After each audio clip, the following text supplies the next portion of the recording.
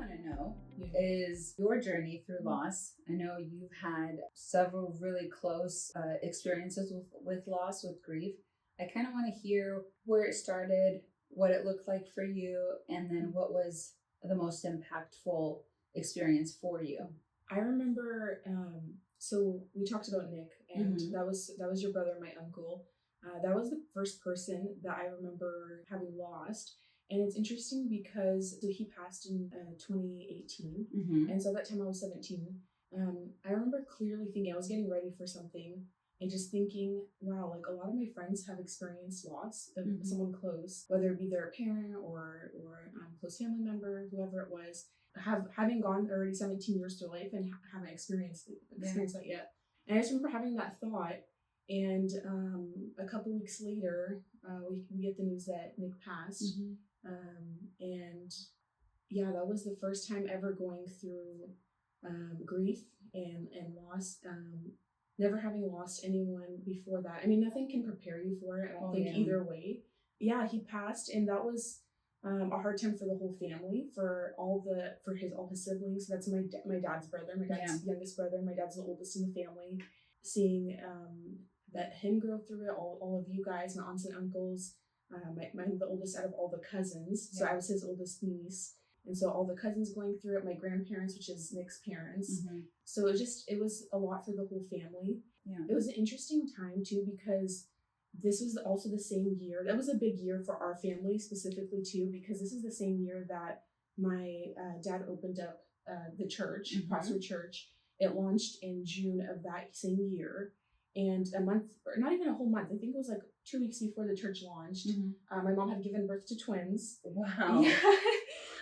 Twins. And I remember that. Yeah, it was just that whole year it was just a crazy whirlwind year. So the twins were born in May, and one of them, Joanna, had special needs. She was born with Down syndrome and had some congenital heart defects as well. Yeah. And 2 weeks later, the church opened, which launching a church on its own would have been a crazy year, I think. And then Nick passed that later that year in October.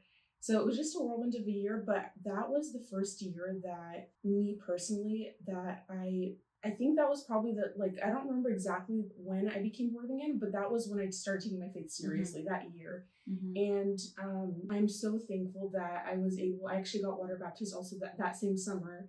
But I'm so thankful that I was able to make a decision to follow God and to start taking my relationship seriously with Him. And pretty much right before this happened, I think I was able to handle it differently than if I hadn't had that experience earlier with God. And even though through this such a horrific situation, I do see His favor through it. And yeah, during that time, I remember after he passed, there was just so much confusion, so much questions, all of this, but having the steadiness of knowing like God is still the same and God is still here and God's still taking care of us, and having family also close by, that was so hopeful. And I remember like we went to Hawaii that same year in December. So just literally a couple months later. And it was nice, even like in that time, to be able to like just have discussions freely about like how we were feeling, what we were going through. And like I remember clearly one of the nights that it was all the girls. We had like a hot tub night when it was dark. I don't know if you remember that. It was me, you, your sister Luda, I do remember, all of us together. And I just remember like everyone just kind of just debriefing on like how they found out and like things they're going through, like seeing people who look like him around and just like different things like that. And so that it was so nice to be able to go through that for the first time ever as a young person, as a 17-year-old, with people who were a little older and who handled it so well and so gracefully. It was such a good example. And then 6 months after he passed, my baby sister passed away, Joanna, in April. And she passed away due to some complications after her heart surgery. She had her heart surgery just about, I think, 2 months right before she passed away. So we thought we were in the clear zone, and she got sick and passed away in her sleep. And that was crazy as well, because I think that was going through the loss of a sibling now, so which is even closer than your uncle. Yes. Even though uncle felt close at that time, because that was the closest I've never felt lost before. But then feeling it with your sibling, that was a whole nother level. And having it been so close together, I think that was another dynamic. Like having someone pass, and then 6 months later having someone else pass, never having experienced loss up Yeah. until this point. Yeah. I remember, like I've shared this before, where this fear came over me after that, where like just this fear of like someone else is gonna pass. Like who's next? Yeah. And I remember like and I don't know how long that lasted. It wasn't like a conscious thing. Like I don't think I like was consciously thinking that, but I do remember like whenever I would be driving, like if I would see an ambulance, or anything like that, if it was even remotely, like I could be like 15 minutes from the house, but if I see that it's like remotely going in the same direction that I am, like right away panic, like, oh, it's going towards the house. So I think that was just because it happened so close, you kind of were thinking, okay, who's next? And it was such a realization of you have no control over how fragile life is, right? You can't, it doesn't matter what you do, you can't control someone, like you can't prevent it, you can't. And so I think at that time, that was a time where I really had to lean into God and understanding, wow, like I'm so limited, like I have no control over these situations. I can't prevent another thing from happening. In my mind, I'm thinking like something will happen because it's 6 months, who's next, you know? Right. And like being terrified like someone else in our family. Yes. Oh my goodness. I don't remember when I was able to overcome that fear. Like I don't live with it now. I definitely, like now I have so much more of a steady, I think, confidence in God, and in just in his protection. And I do remember just struggling through that, and just being like, just a fear, really, that fear, just being scared. And so that was the little time after, and going through loss within our own family was different too, because now it no longer felt like this was a loss that happened in not a different house. Right, in a different house, right? It's not someone we lived with. It's a whole different dynamic when it's someone that's in your house. Right. I remember we were talking about that feeling of when people are out your house right after it happens, you want them all to leave. And I remember that feeling, but then I remember when they all had left, it feels like, oh, like this is not our, like you want, I wanted them to leave because I wanted it to go back to normal, our house. But then once they all had left, you realize it's not normal. Right. Is that why you guys went for like a walk afterwards? Yeah. Just kind of get out of the house. Yeah. So she had passed away in the morning. Yeah. Also pretty early. I don't remember what time exactly, but it was like 8. I don't know. 7 or 8. Yeah. It was pretty early in the morning, and we were at work. So it was a Saturday morning. Me and Isaac were at that time working at Biscuit House for your business and grandma's. And so we were working that morning, and so we found out there while we were at work, you came by, and actually now that I'm thinking about it, I did also have a fear. I'm like, wow, I didn't realize fear was such a big deal in my life at that time. But I do remember being scared to come back to work too after that. Really? Like I think I took a couple weeks off. I'm pretty sure. I don't remember how long it was, but something about coming into the same building was really hard. And then specifically when it was like on a Saturday too. Yeah. It's like you start reliving it in your mind without intending to. But so yeah, I remember that day was a whole day thing because she died so early in the morning. Yeah. Everyone was at our house for the whole day. And people were in town for an event, for an engagement. Yes, that's right. So a lot of out-of-towners were in town. Yes, that was my aunt on my other side of the family had her engagement that same day. Yeah. I just remember in the evening when everyone had left, we did go like on a family walk all together. It was dark, and we walked up Redondo, which is like a waterfront area, boardwalk, which is really nice. We did that together. Yeah. And I just, remember that feeling of like, you want everyone to leave because you want it to go back to normal. But then once it's gone, like the house is not the same. Yeah. It's not normal. Yeah. Like going to sleep was really hard. Not just that night. I think I just remember I don't even know how long it lasted, but just falling asleep was like a whole thing. Like I remember praying, God, help me fall asleep tonight, you know? Yeah. And you mentioned that like waking up and that realization coming again. So every time you'd wake up, it's the same. The realization washes over. Yeah. It's interesting because looking back, I don't remember when it started to get easier, or when like I wasn't struggling with sleep or not struggling with fear. I don't remember, but I just know now, 6 years later, that's not something I struggle with anymore. But like when you first found out, like what was your initial approach to that fact? So the way we found out was we were working. Yeah. And I remember, so it was one of our aunts who called the Biscuit House phone, which is the restaurant phone, and I picked it up and I was like super cheery, this and that. And she just said, oh, I need to talk to grandma. And she was cooking on the grill at that time. And so I'm like, oh, okay. I was like, she's cooking, but I guess I can give it to her if you're willing to talk to her. And I didn't even sense like anything bad. I wasn't expecting it. I don't know. And gave her the phone, and she came back and she just tells me, your sister passed away.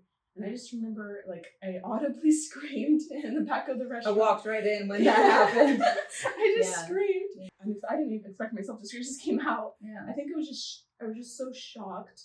And same thing, I think just trying to rationalize what happened. My brother was there too. I was like, he's a year and a half younger than me, so he must have been maybe 16 at that time or something. I don't know, or 17, 16 or young. Yeah, I remember he definitely didn't have like as much of a like emotional response as I did. But I literally like, I just remember like having to sit down and just being shocked, and like I kept asking my grandma what happened. Like she was fine yesterday. I'm so confused. It's not like I'm trying to get information from her, but I don't think she even knew the details either. And I remember she my baby sister, she was sick the day before, so I'm just like trying to rationalize, like she was sick, but she was fine, and the twin was also sick, so I'm so confused what happened. Right. Just even the confusion, the shock, that was definitely the first reactions. And you came to pick us up. Yeah, because I remember as soon as I found out, I was ready to go. Like I'm like, okay, I need to go, I need to get out of here. And Grandma was like, no, just wait. Sophia's coming. Just wait. She's coming. Yeah, I remember you did. But I didn't want to drive you guys because I remembered like driving after me finding out. Yeah. It's not safe. Yeah, it is not safe to drive when you're that emotionally distraught. You know, so. And I think I even remember on that drive, it was probably a 25-minute drive or something. I don't remember if I like was trying to also like tell you like I'm confused what happened, like I'm trying to rationalize. But I do remember just like also at one point just realizing, okay, like no one has the answers yet. I seem to wait, and so I think at just one point just quieting down, like, okay, is this actually like true? And I don't know, well, like I'll figure it out once we're there. Like just no one had the answers yet. And once we got there was already so much people at our house. I don't remember exactly how many or who was there, but I do remember there was already a lot of people. Like I don't know why I was expecting we're just going to drive into our own house still, and like everything's going to be like usual. But there was so much cars there, so much people, and which is so sweet to think about how much people really. Do care about our family, and how much people that she mattered to, and how much, and the people who wanted to support us. It is so awesome also to think back, and all those people who were there, they weren't expecting anything from us. They were just there to support. And so we went upstairs, and they gave a time for our family to say bye to Joanna, and in the room. It was my parents, me, Isaac, Rachel, and maybe Elizabeth, and we just had that time in there. I don't remember how long we spent in there or anything, but it was nice that it was just us. Everyone else was just downstairs.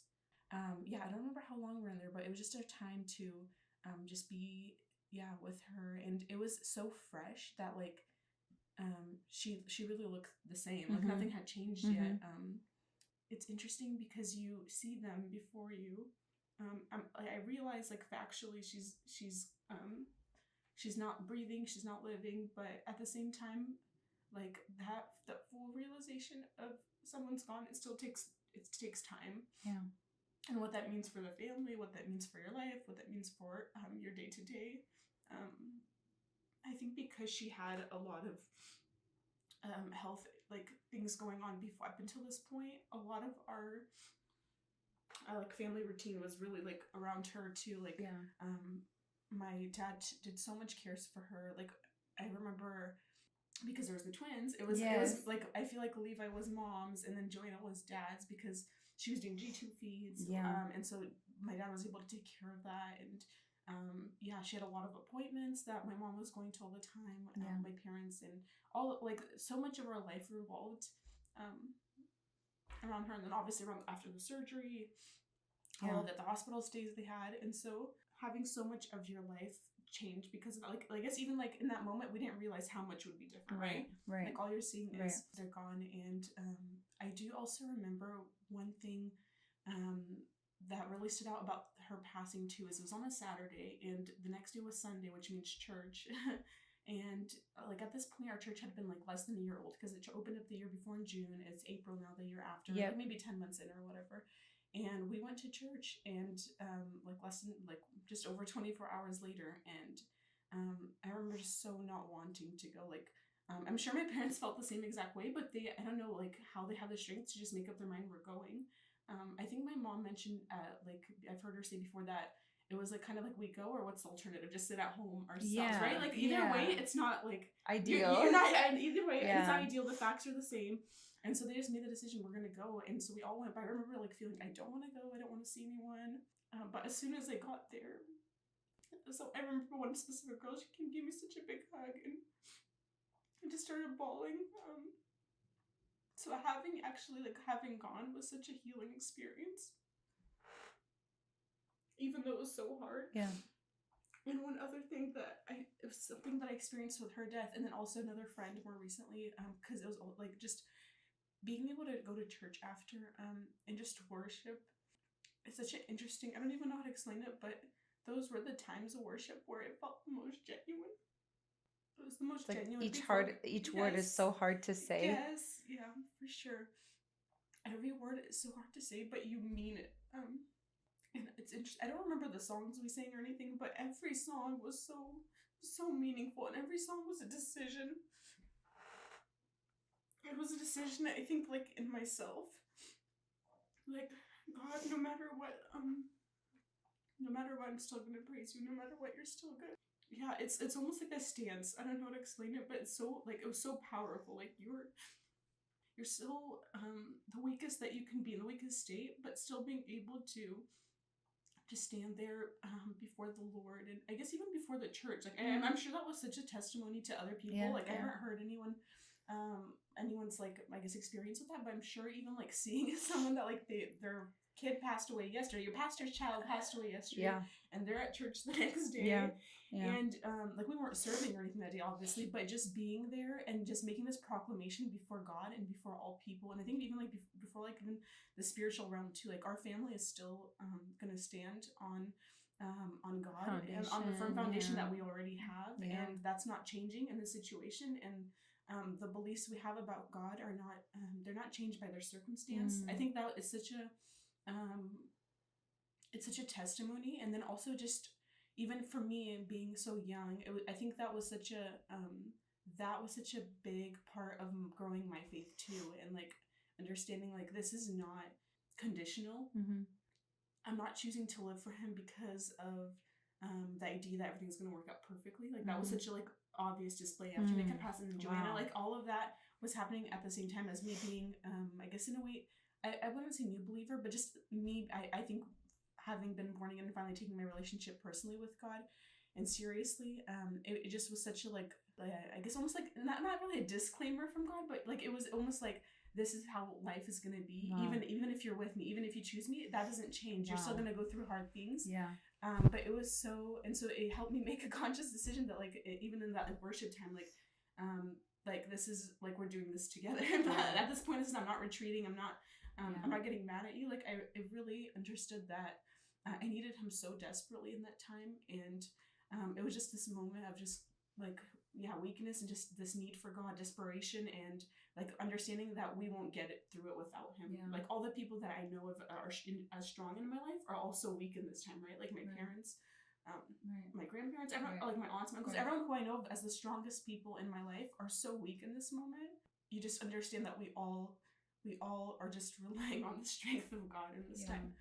So going to church, did you feel like, was it the right thing for you in that moment of like being embraced by people? Were you allowed to, you were able to let them in and kind of be comforted by people? Yeah, so it was actually like, it was so nerve-wracking to go. So like on top of not wanting to, it's nerve-wracking too, because you're like, okay, first of all, I don't know, like you just don't know what to expect. Am I going to be telling people that my sister passed away and explaining and breaking the news to people? I just didn't know what to expect. I'm like just whatever. Either way, it didn't sound like pleasing. Like I didn't want to do it either. I'm like, either I'll be telling people, or they're gonna know and they're gonna be super awkward, or asking like like they'll just feel really awkward, and I'm awkward. Like I don't know what to do about it either, and they don't know what to do, or maybe or I don't know. I didn't know what it was gonna be like, but I knew no matter what, I probably wouldn't like it. So I really didn't want to go. And just coming in, like kind of feeling like, okay, I have to have it like all together, and then just seeing her, this person, this is someone that I was friends with. I don't know, like and her right away, like not even saying anything, just coming up and just embracing me.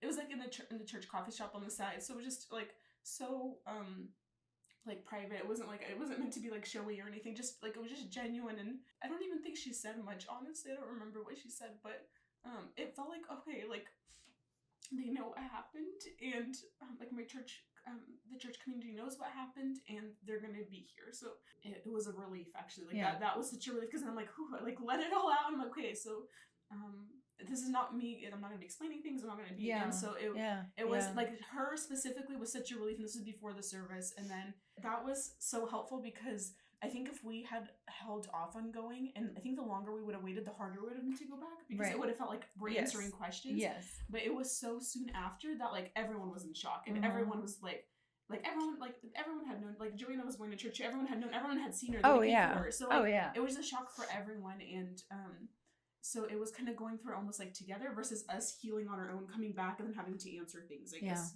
Yeah. When you saw your parents going through that, what are some things that stood out to you, like watching them go through it? Yeah, wow.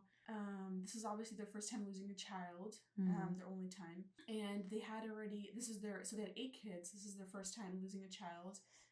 Up until this point, my dad lost his brother 6 months earlier. Yep. But I don't think anything prepares you for losing your kid. I remember telling someone, actually, I was like, I remember telling them, I'm like, one of the hardest things about this is seeing how broken my parents are. In this whole situation, I see how much it affected them, and it hurts to see someone you love hurting, right? Yeah, it was hard for the whole family to go through that. That was the first, I don't remember if I seen my dad cry for Nick's or not, but I definitely seen him cry after Joanna passed away. Yeah. So even like that realization of like, wow, this is like when I came into the house seeing my dad crying, like, and that was just the first day, and then it was a process after that. Right. I think something I learned from them, though, going along with the church thing, is just seeing their reliance and trust in God. There's like statistics that most of the time when you lose your child, it affects the marriage a lot, and a lot of separations after that divorce.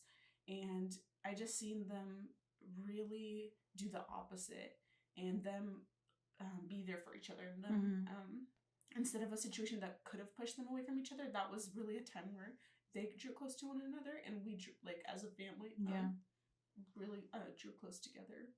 And that was in our immediate family. I think with even the extended family too, there were so much people that were involved from church and just friends that were so helpful. That situation definitely also grew my respect for my parents too, I think. Seeing that their faith is also genuine. Like, you're not getting up on Sunday and preaching something, and then something like this happens, and it's not like you're reacting a whole different way. Like, it was almost like, the way they reacted was almost just expected. It was just coming out of the way they had lived their life, their whole lives, you know?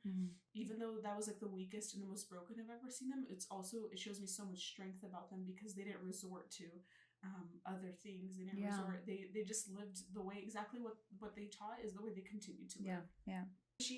In that time, the 10 months that we had her, that was actually a time that we were learning what does it mean to have a family member with special needs, like a sibling or a child, cousins, grandparents, everyone. And she really taught me how to love, I think, and our whole family too, to be more open towards different types of people. Just up until the point, I feel like I just hadn't had that much exposure, especially like with specifically Down syndrome. I knew like one other person that had Down syndrome, and we didn't see them ever. And so just all of that was such a good experience, because I do remember thinking at one point, like, oh, would it have, because she only lived 10 months, so like, oh, would it have been easier if we just never really like got to know her? Knew the loss, I guess. Because even in 10 months, you do start to see personality, and you start to love the person, all that. Yes. And so I remember thinking that, but decided it was so worth knowing her. Like, maybe the loss wouldn't have felt as great as when you like have already like loved someone, but it was so worth knowing and loving her. And I would definitely take that and still go through the grief than the other way around, to not having experienced it at all. And so it was a time that that our family just I think all of our hearts really opened, and just understanding what it means, even for my parents to be in the hospital too. Like, what does that look like for other families that have kids with special needs? It's all such real things. And at this point, I think I already knew I wanted to be a nurse, but I wasn't in nursing school yet. I think that also was something that helped me later on, taking care of kids in that same hospital she was at. And working in that same unit, to just like even just have that knowledge of like, okay, this is something that even like our family went through. My parents were in this position, all of this, and now I get to be someone helping someone else, you know, in that situation. Wow. So yeah, it definitely opened up all of our hearts, and it was we're so lucky to have had her in that time, and the fact that she had special needs too was such a it's weird to say, but it was really a blessing to our family. And so when you went into nursing, did you have a specific like heart for people with special needs, or did it change your opinion on what specialty you wanted to go to?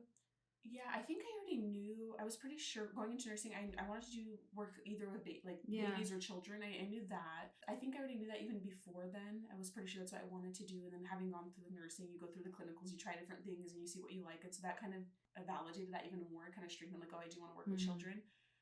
One thing I do remember though after she passed, which is interesting, is that because she was really the only person that was really close to us that had the things that she, like having Down syndrome and having the diagnosis that she had, I do remember like even that aspect feeling like it's missing, like wanting to see someone really badly or like hang out with someone who had the same special needs. And I even like I went on a mission trip literally like 2 months after she passed to El Salvador in June, and I remember just like praying to God, like, God, please, like, let me see a baby while I'm there who especially like has Down syndrome specifically. Like I remember praying for that because it's like I knew it wouldn't be her, I knew that, but just like I want like that piece of her. Yeah, like I wanted that like did you see somebody? Oh, did I actually see it? Yeah. No, I didn't. You and didn't. I was actually talking about that to someone recently. I'm like, I was so confused and so mad because I was like, literally, I've seen so much people on this trip. I've seen thousands. I'm like, how did I not see the baby I wanted?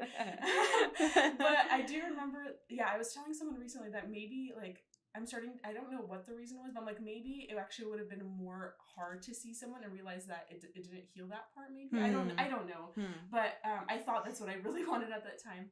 Yeah, every time I see somebody like either at the restaurant or just see even at church on Sunday, I saw a girl with Down syndrome, and I was just like, oh, like it always makes me imagine like, oh, you know, like what would Joanna look like now? And especially seeing Levi like at, you know, her twin at the same age, like every time like I don't see him for a while, I'm like, oh, he's grown up so much, you know, and there's that little piece of you that's like, oh, I wonder, you know, just kind of daydream, just to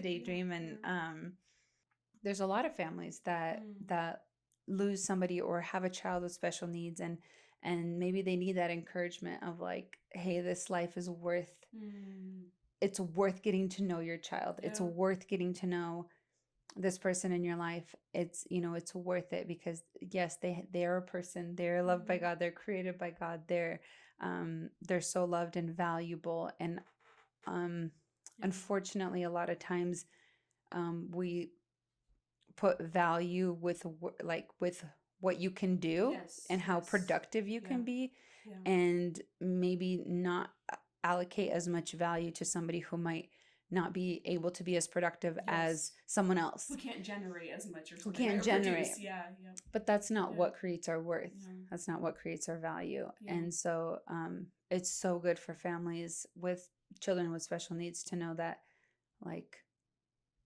this is not a burden, this is not a cross to bear, this is a child, and it has value, and it they're worth getting to know. And it's so interesting. I'm glad you shared that. That's true. I think she helped me realize that, but it also was a lesson. It was a lesson to me specifically because I definitely struggled with feeling like my value is determined by what I can accomplish, pretty much, right? Like how far I can get in my career or schooling or whatever, what kind of degrees after my name, or or what can I bring to the table. I do feel like I really struggled with that. So she was such a good life lesson of like, your value is not determined by what you bring, and that's what our culture preaches to us, right? Like that's what it teaches us. But no, like we have inherent value no matter what we produce, because we're created in the image of God.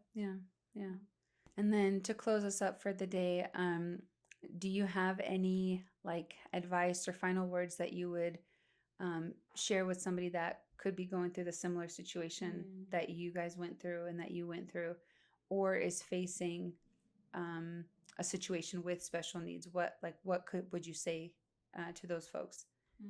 Wow.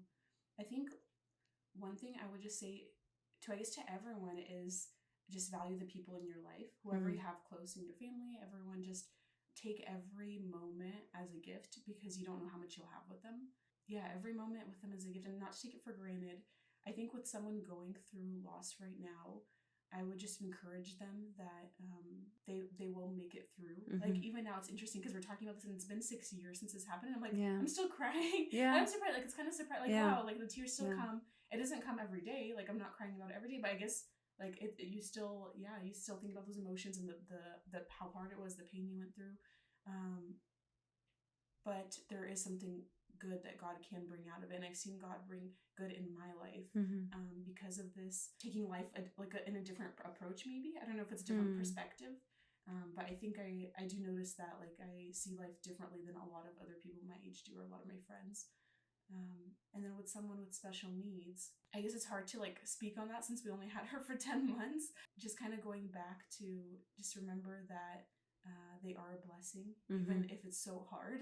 So hard, I'm sure, on some days, taking care of them, and the things that you do go into that aspect of like thinking like, oh, if they didn't have this, what else like could they have been doing right now, right? Or like the potential they may have had, like all those difficulties.